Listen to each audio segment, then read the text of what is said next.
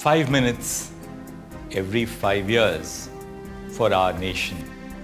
It's doable, isn't it? Let's vote with pride. My vote, my voice. कि बहुत तैयारियां हमने की हैं और कर रहे हैं. आप वोट देने जरूर आएं. मतदान के दिन आपका आना हमारे लिए बहुत ही गौरव की विषय होगा. On April 19th, India began its exhaustive exercise of electing the 18th Lok Sabha. But as polling closed in 102 parliamentary constituencies across 21 states and union territories, the voter turnout left political parties worried. As per Election Commission of India statistics, there was a clear 3% dip in the voter turnout as compared to first phase of polling in 2019 Lok Sabha elections. Was it the heat that kept the voters away? Or a general fatigue with elections? Or the impression among voters that even if they did not vote, it didn't matter? This is the Economic Times Special Elections podcast, Polls on My Pod.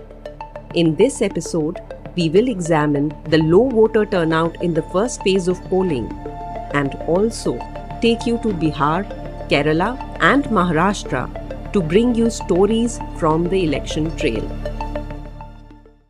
It is Wednesday, the 24th of April. I am your host Nidhi Sharma and you are listening to the Morning Brief.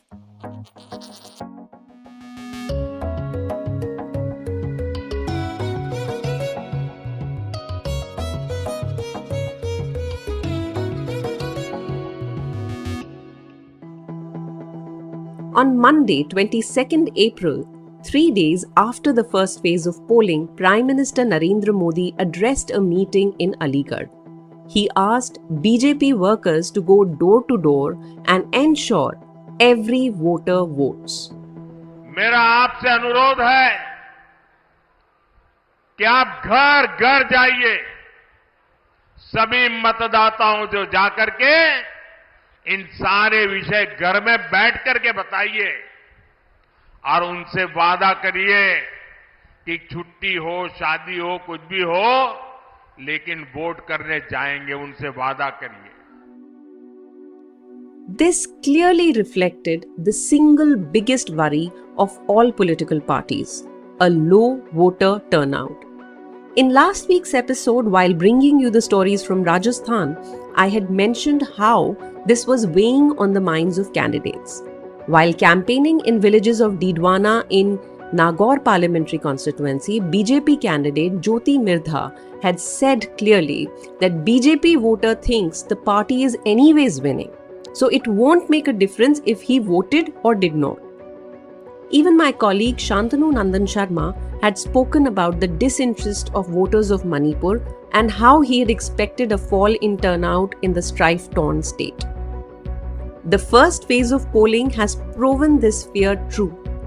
In Manipur, the voter turnout has plunged from 82.8% in 2019 parliamentary elections to 75.4%. The Election Commission has now sought a report from all chief electoral officers of states. I have with me my colleague from ET's Political Bureau, Anubhuti Vishnoi, who covers the Election Commission for us. Anubhuti, tell us what is the reason for low voter turnout in the first phase of polling for the 18th Lok Sabha? Is it a general fatigue with elections or the heat wave or a combination of factors? Look, I think it is still early days to exactly pinpoint what may be the reason behind this dip, which we've seen. It's about 3% now from latest data that we have from the Election Commission. And it is also too early for a heat wave to kick in. Please remember, even in 2019, the second phase was held around 18th of April. And it's not like it's extraordinarily hot yet to be a deterrent in voting. So it's not like you can pinpoint to an exact issue or factor just now. As we have been discussing, there may be several factors at play, and every state has come up with different reasons for a dip.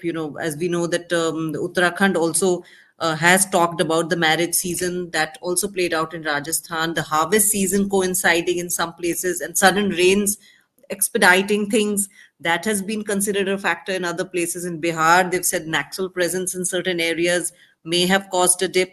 So it seems to be a variety of reasons. Now, of course, looming large is this whole issue of voter fatigue and apathy, general voter apathy. But I would think that should play out over the next 2, 3 phases also before we can conclusively say that this is the key reason. So, what exactly is the Election Commission of India thinking? Are they thinking of taking some steps? Yes, of course, and lots of discussion has happened within the commission on this. If we talk about today, today itself, they did hold a high-level meeting with NDMA, the Home Ministry, as well as with the Health Ministry to consider the issue of heat wave, and just in case it kicks in the later phases of the election, what are the steps and mitigation measures that can be taken. So they've set up a task force. This task force will meet and review the situation on ground 5 days before every election phase, and look at the steps that need to be taken. And for phase 2, which we will see on this Friday, on April 19, the Indian Met Department has already said that there is no heat wave condition for that phase. So that is not an immediate worry, but yes, the EC is seized of the matter and looking at heat wave as a factor. But on the other hand, there are other issues which we've discussed, voter apathy or urban apathy, and or fatigue of some sort. And for that, the commission has informally sensitized all chief electoral officers again. All CEOs are also reaching out to political parties, as well as, pedaled up on all kinds of sweep, or what we, in the EC parlance, it's called sweep, but generally it's public awareness activities to reach out to voters at campuses, everywhere in public places, to come out and vote. So I think all efforts are being made in that regard, and we have to wait and watch, really. So you're saying So that there is a combination of factors that is worked towards causing a fall in the voter turnout. Appears to be the case. Please remember also, okay, we have about 96 crore voters this time, and a huge number is the young set. So 21.5 crores are below 29 years of age just now. So it's a significant voting segment. Even below 40, there is a huger segment. So this can be a determinant factor if these people don't go out and vote, which we are seeing increasingly in urban centers. Remember also, the Election Commission has held a meeting about a month, 2 months back on the issue of urban apathy and lower voter turnout. And you could see clearly that even last Lok Sabha elections, about 50 constituencies had very, very low voter turnout, of which 17 were purely urban areas. So, in fact, 11 states, the voter turnout, even in 2019, was much lower than the national average. Of course, when we look at Tamil Nadu, we should have expected a higher percentage there. And that is a cause for concern. Why did that happen? So that is where issues of voter apathy and fatigue come in. Frankly, I think more than the heat factor, these are at play just now. Anubhuti, there's one data point that had come some time back that only 30% of the eligible youth voter that turned 18 between 2019 and now, only 30% have actually enrolled for voting in the electoral rolls. So is EC a little worried about this kind of a trend? Generally speaking, EC has been talking about this repeatedly, has been working quite hard to try and get young voters to enroll and to vote. You will hear stories of how they have campus ambassadors. They've got young people, that's why, to be EC ambassadors, also to reach out to this segment. But obviously, much more may be required to be done. Maybe you need to push up that figure in a bigger way if you want better voter turnout ultimately. A lot is read into voter turnouts.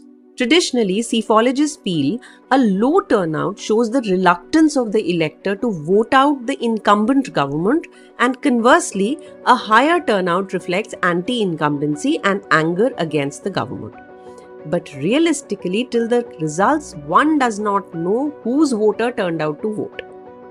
BJP has always laid emphasis on booth-level work.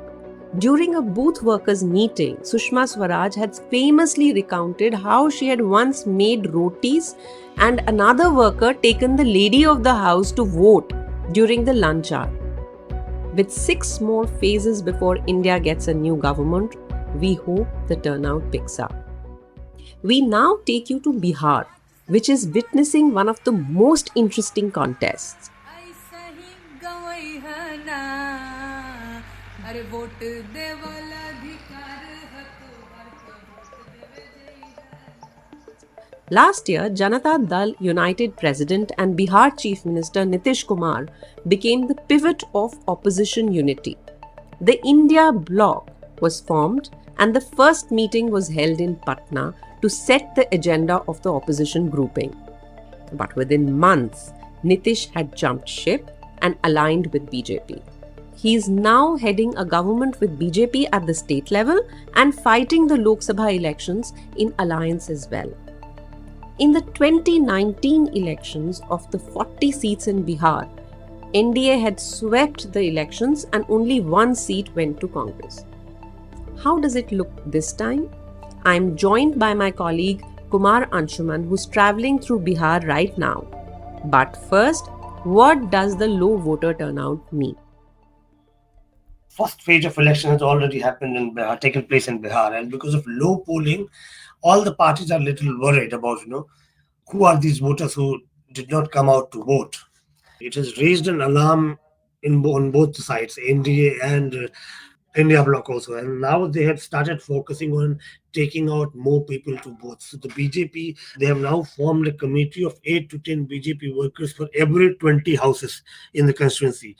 They'll make sure in the coming 5 days that voter slips reaches every household. They have deployed 8 to 10 workers on every 20 houses, as I said, and these workers for the coming 3-4 days will be in touch with these 20 houses. They'll connect them regularly on a daily basis. On the election day, they'll plan to take them to voting as early as possible. They plan that before it gets hotter in the afternoon, they should come and vote, exercise their franchise, and go back home. The target is to get the maximum voters out. From the RJD and India Bloc side, they are also putting their panchayat level workers to visit the villages, village workers to visit all the households, their voters, and try to tell them that you need to vote and you need to come early for vote. So both sides are working hard this time to increase the voting percentage so that their voters come in large numbers and vote in the second phase. How much they are able to do that, we'll see when the next round of polling happens in Bihar on 26th April. Anshuman asked RJD leader Manoj Jha about concerns on low voter turnout. Here's what he said. Look, low turnout worries me as a citizen, as a political activist, because the very purpose of wholesome participation in this festival of democracy gets, I think, it doesn't convey better. However, if I analyze all the 4 seats in Bihar and the turnout, and analyze it in different segments, assembly segments of the parliamentary constituency, it tells us that we are much more in a better position. Old theories, low turnout is pro-incumbency and high turnout is anti-incumbency voting. I think that kind of narrative has gone away if you analyze the elections. Now let's look at the overall election dynamics. I asked Anshuman what the issues are in Bihar as the alliances have changed since the last election. Yes, the alliances have changed since the last election, but not since the last Lok Sabha election. I mean, it's the same kind of thing. 2019, BJP and JDU contested together. Again, they are contesting together. In the second phase, there are 5 seats going for polling. That is Katihar, Kishanganj, Purnia, Bhagalpur, and Banka. And all these seats, JDU candidates are there. So this round is very crucial for JDU. On the ground, if you talk about, I think it's happening everywhere that whenever you talk to people, there is a huge anti-incumbency against the sitting MP. I have not come across a single person who tells me that he is very happy with the MP, and it's across constituencies. Second, there is a Modi factor, undoubtedly. There is a Modi factor. People are looking at Modi, and a lot of people on ground will tell you that, we are not looking at the candidate, we are voting for Modi. हर वर्ग के लोग मोदी जी को support कर रहे हैं, इसमें कहीं दो मत नहीं। और यही चांस है कि इनका सीट जो है वो कवर करें, निकल जाएगा। हाँ, किसी कास्ट के लोग हैं, बुजुर्ग हो, बच्चा हो, जो है मोदी जी का लहर तो। अच्छा, हाँ, आपको लगता है मोदी सरकार ने बहुत काम, मंडल ने बहुत काम मोदी किया? सरकार क्या कर रहा है? बाप ने किसी को कमा करके दिया है, अनाज उठा रहा है, अभी 5 बरस से दे रहा है। वोट किसको देंगे? मोदी को देंगे। मोदी दे रहा है, मोदी को वोट देंगे। अभी तक कोई इसको भागलपुर डिस्ट्रिक्ट में ही बोल रहे हैं, कोई नहीं पहचान रहा है। The main issue here is for the youth. When you talk to them, some of them talk about jobs, that yeah, jobs are important. But basically what I am finding out is that, there is a clear caste divide among all this. I mean, who votes for whom is, you can identify by the caste. What the BJP and JDU are trying to do is take it beyond caste and make it a national election narrative where Modi is the leader and you're voting for Modi. Undoubtedly, a section of women voter will go with that narrative because, among poor people, thinks about this free ration and PM Kisan and other government schemes are being talked about. But is there a budge about that? I think it's not there. It's not there. So this is the kind of the two extremes where BJP-led NDA is trying to make it a national battle, make it a national election, make it a Modi election, while the opposition is trying to take it on the caste lines. That is a very interesting point, Anshuman, about caste and the Modi factor.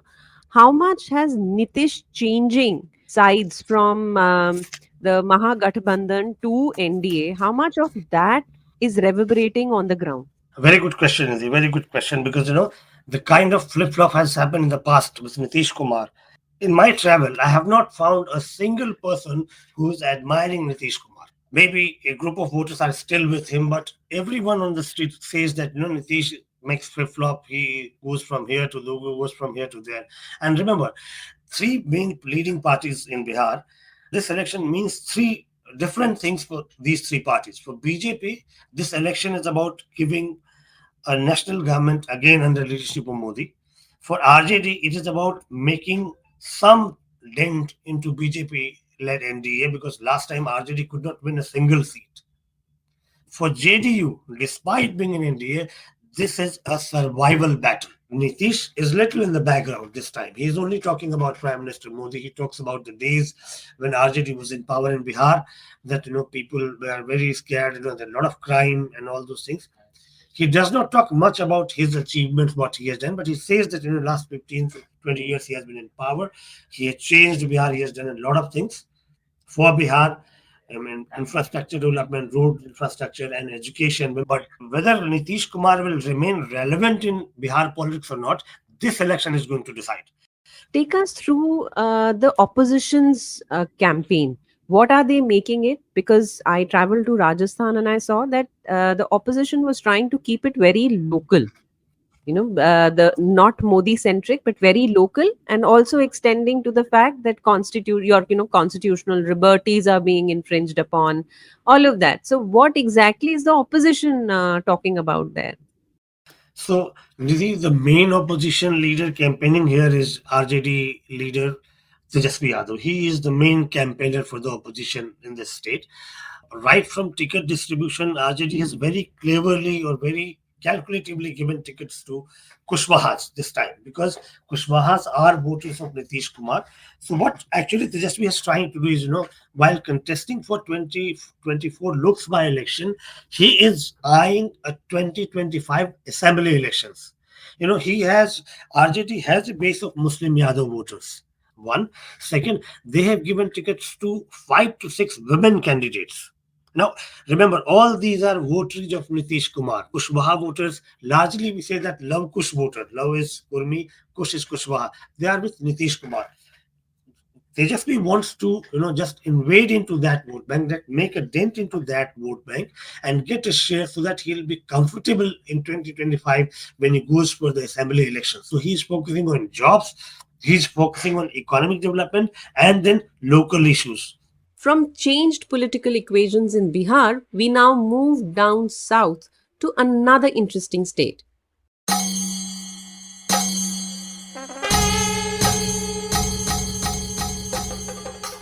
Kerala, which presents the dichotomy and contradictions in India bloc. Here, the Congress is pitted against its India bloc ally, the Left Front. So, while they may be coordinating on specific seats in Rajasthan, Jharkhand, and West Bengal, they are engaged in a no holds barred fight in Kerala. Add to this complex mix the BJP, which is looking to make inroads into this bipolar political landscape. Another interesting contest is in the state capital of Thiruvananthapuram, where Congress MP Shashi Tharoor is bidding for a fourth term and Union Minister Rajiv Chandrasekhar is making his debut. Economic Times senior editor CL Manoj speaks about the ground issues. Thiruvananthapuram is a very prestigious Lok Sabha constituency, being the capital city of Kerala, and also it has a tradition of very close electoral contest. It also witnessed major upsets and big high-profile leaders contesting, winning and losing. On the one side, you have the Congress sitting MP Shashi Tharoor, having scored a hat trick already from Thiruvananthapuram. He is looking for a very record fourth consecutive victory here. And challenging him this time is BJP's Rajiv Chandrasekhar, now a minister in the Modi government. So as we travel in this constituency and speak to the people, it gives an impression that once again this seat is going to witness a very close contest. I get an impression that it is increasingly becoming a Tharoor versus Rajiv Chandrasekhar contest. So, India bloc faces this major dilemma in Kerala, like it faces in West Bengal as well, where two India bloc constituents are actually they're facing off in Kerala. How are they tackling that dichotomy on ground? Well, as far as Kerala is concerned, the Congress and the left parties are quite experienced in dealing with this, contradiction in the national politics and the state politics. If you go back from the UPA 1, where the Congress led the government and the left parties backed that government from outside. Even that time, there was an assembly election. They fought against very bitterly in Kerala, Congress and the left. So this election also, we see an extension of the same. While both the sides are partners in India bloc at the national level, in Kerala, they fight against each other as the main rivals in all the 20 Lok Sabha constituency. And the way they are fighting, as you must have noticed, it has become very aggressive, if not bitter, in the recent days. And just as this attack was getting more and more vocal, today we had the Congress announcing from Thiruvananthapuram through P. Chidambaram that if the Congress and the India bloc come to power, they will repeal the CAA. So this verbal war between the two are also forcing both of them to reposition many of their stated positions. So along with that, BJP is also trying to emerge as a third player in Kerala politics, because the last two elections in Thiruvananthapuram, when Tharoor won, it is the BJP candidate who came second. And it is in this context that Tharoor Chandrasekhar contest are becoming a star attraction here. So, Manoj, apart from Thiruvananthapuram, are there other seats where BJP could be in the reckoning, or is it the left and the Congress face to face in most others? There are some seats, say, for example, Trivandrum, Thrissur, Palghat, and Pathanamthitta. These are the seats where the BJP has been, growing of late. In the context of the BJP, 4-5 seats would be very closely watched. Whereas the overall contest in Kerala, in the 20 seats, it is more or less the Congress versus the left. Is corruption an issue there, or is it really state politics, performance of the left government really at the fore? This election has an element of allegations of corruption.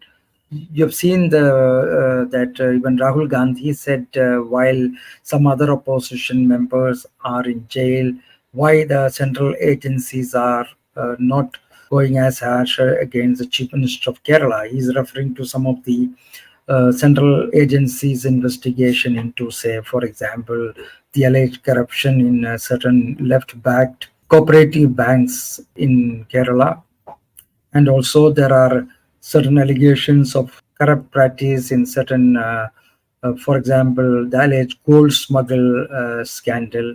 And of late, there had been an ED probe into the chief minister's daughter's IT firm regarding certain payments she reportedly or her company reportedly received.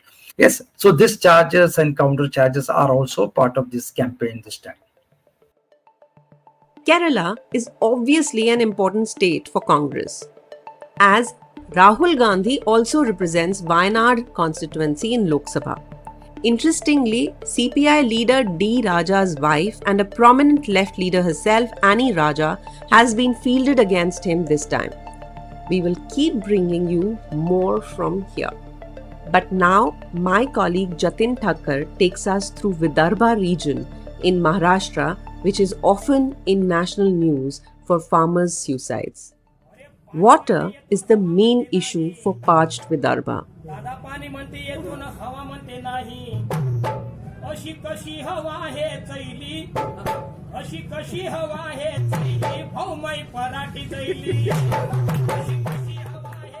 With changed political equations in the state, the opposition grouping Maha Vikas Agadi is looking at major gains here.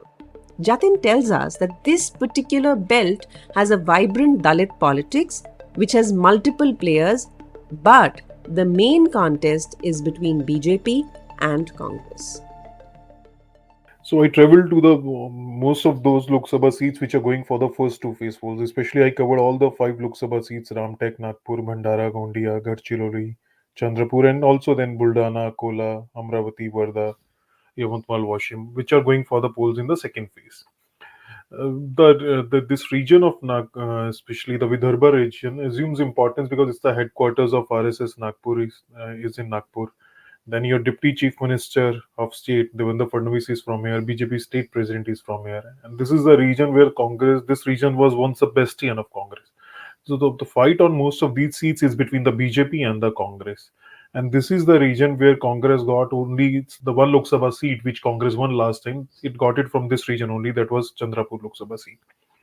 This region always comes into the light, makes national headlines when the elections are not there, primarily because of the farmer suicides and the farmer distress, and that issue is still there. Whether even in the urban centers like Nagpur or even in the urban areas of Yamatwal, Varda, people talk about water shortage. That's a very issue that runs across the class, across the caste, across the region. But once you take left or right from the highway in this region and go inwards 15-20 kilometers towards central areas, and then in the talk to the farmers, they all talk about the biggest issue for them is water. The groundwater level has depleted, where there is a usual water shortage. Rainfall is very scared. They keep on asking for a better canal network. You must have spoken to farmers. How do you sense their distress? From Bandara, I was moving towards Gondi, and when I stepped down from the highway and I went inside 20 kilometers, a farmer was working with his son. That farmer hails from a Kunbi caste, and his son, who has now just joined up, as a clerk in the Bank of Maharashtra, he was posted in Patna. So he came here. He was helping his father. He told me कि जब भी मैं घर पे phone करता हूँ, my parents only talk about पानी पानी पानी. And then he said the one line which stuck with me. He said कि यहाँ नेता तो एक दूसरे को पानी पिलाने की और पानी लाने की बात करते हैं, बट पानी is only talked up in election, पर पानी कभी आता नहीं है. Jatin, it's a big issue. As far as people are concerned, is it an issue you thought that people will vote on? See, Nidhi, this area was part of Central Province and Barad. So this has, unlike Northwest Maharashtra or Maharashtra, here you find a sizable Hindi-speaking population, and that Hindi state influence, Hindi heartland influence of caste politics is very much there. There are, like there are 5, 6 Kunbi caste bodies, there are 5, 6 Teli caste bodies. Then besides them, you are a bit of Maratha population is also there. Then you have, this Mali Samaj, which we call Sani in Heartland. They are in large number there. Then are Pawars, POWR, not the Pawar, Sharad Pawar. They are there.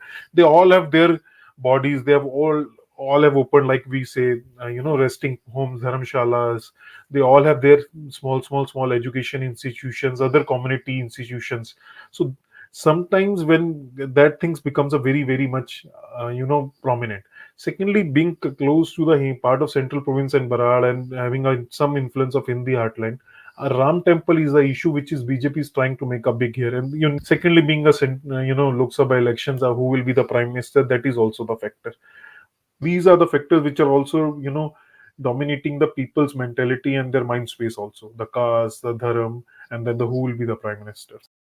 Jatin, tell us what exactly are the issues that Congress is raking, since in that entire region, Congress just has one seat.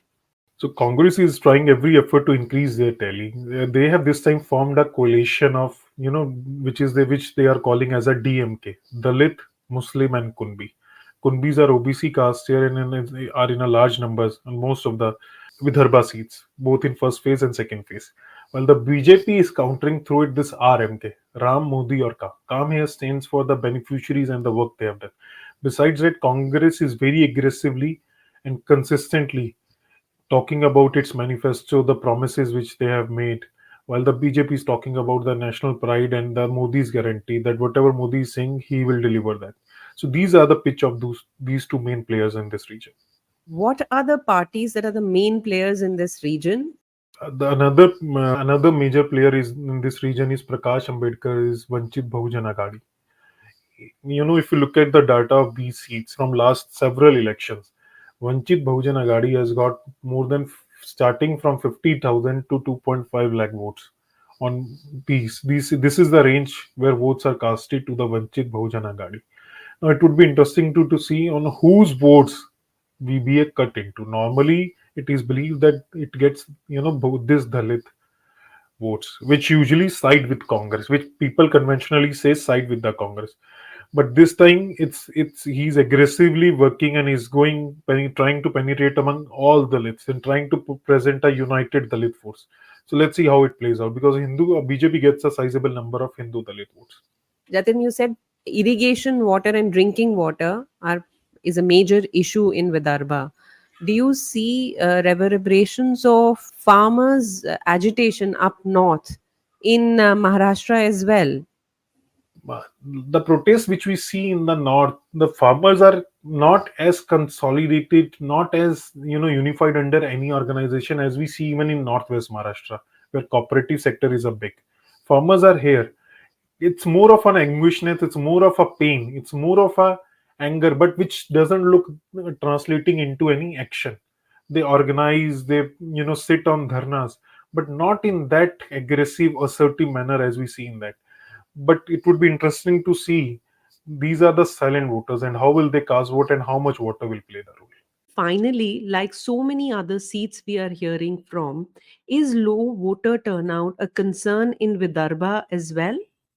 So there are concerns across the political parties about the lower voter turnout in the first phase. While I was traveling through Vidarbha, see the temperature is rising, the mercury is rising, the Vidarbha is already touching 42, 43 degrees Celsius. That is contributing to the lower voter turnout. Again, Vidarbha is essentially an agriculture belt, and this is a harvesting season for Rabi crops. That is another, and being the small land holding, the entire family gets engaged so that they don't have to spend much on the farm laborers for the harvesting. So that is also contributing to the lower voter turnout. It was visible in the numbers as well. The polling on the first 5 Lok Sabha seats, which were going to polls in the first phase of Vidarbha, was 62.44%, which was 2% less than last time. And this happened despite all the efforts to ensure massive voter turnout by all the political parties. Even Nitin Gadkari said in Nagpur, he wanted Nagpur to ensure 75% voting in the first phase of polls, his own Lok Sabha seat, but which didn't happen. These were our stories from the ground. We will bring you some more next Wednesday. Do tune in. This is all for today. I'm your host Nidhi Sharma. But before I sign off, I must say, go and vote. Get that finger inked. See you next week. This episode was brought to you by sound designer Amrit Reggie and producer Surohini Jain. Executive producers Anirban Chaudhary and Arijit Barman. Thank you for listening, and if you like this episode, do spread the word around. All new episodes of the Morning Brief podcast drop every Tuesday, Wednesday, Thursday and Friday.